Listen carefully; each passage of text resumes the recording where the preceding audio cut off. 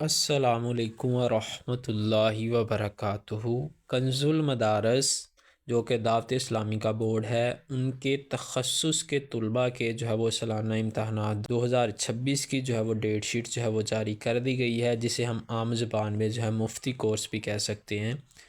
تو اس میں جو ہے وہ پیپر جو ہے وہ 17 جنوری سے لے کر جو ہے وہ پیپر آپ کے ہوں گے 31 جنوری تک۔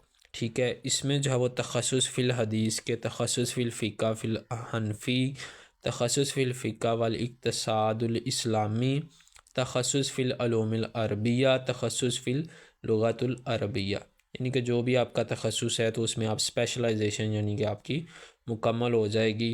اور اس میں جو ہے میں آپ کو ایک پیپر جو ہے وہ پڑھ دیتا ہوں، باقی جو ہے اپنے حساب سے جو ہے پیپر سارے پڑھ دینے ہیں، اپنے حساب سے اپنے درجہ دیکھنا ہے، تو اسی حساب سے جو ہے آپ اپنا جو ہے وہ دیکھ لیجیے گا۔ اس میں جب پیپر جو ہے وہ 9 بجے سے لے کے 12 بجے تک ہوں گے، اور آپ نے جو ہے پیپر سے جو ہے وہ آدھا گھنٹہ قبل جو ہے پیپر ایگزامینیشن سینٹر میں جو ہے آپ نے پہنچ جانا ہے۔ تو اس میں جو ہے وہ 21 جنوری کو جو پیپر ہوگا وہ ہوگا تخصص فی الحدیث کا، ہوگا حدیث کا۔ ٹھیک ہے، ان کے پہلے 3 دن جو ہے وہ 17 سے نہیں بلکہ ان کا 21 جنوری کو پہلا پیپر ہوگا۔ یہ جو سپیسیز ہیں اس کا مطلب ہے کہ ان میں اس دن جو ہے وہ چھٹی ہوگی۔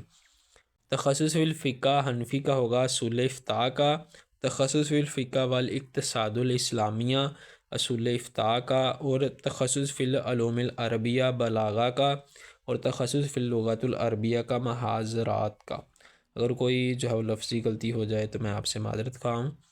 تو یہ جو پیپرز ہیں یہ آپ نے جو ہے وہ اسے ریڈ کر لینا ہے، جو آپ کے پیپر ہیں، اور یہ آپ کو جو ہے وہ ڈسکرپشن میں لنک مل جائے گا، آپ ادھر سے جو ہے وہ ڈاؤن لوڈ کر سکتے ہیں، یا آپ ویسے جو ہے وہ ڈائریکٹ جو ہے وہ اہل سنت بورڈز پاکستان کی ویب سائٹ وزٹ کر لیں، یا کنز المدارس کی ویب سائٹ جو ہے وزٹ کر لیں، تو آپ کو ادھر سے بھی جو ہے وہ یہ مل جائیں گے۔ آپ جو ہے ادھر سے ڈاؤن لوڈ کر لیجیے گا اور اپنی ایگزامینیشن کی جو ہے وہ تیاری کیجیے گا، اور دوست احباب کے ساتھ لازمی شیئر کیجیے گا۔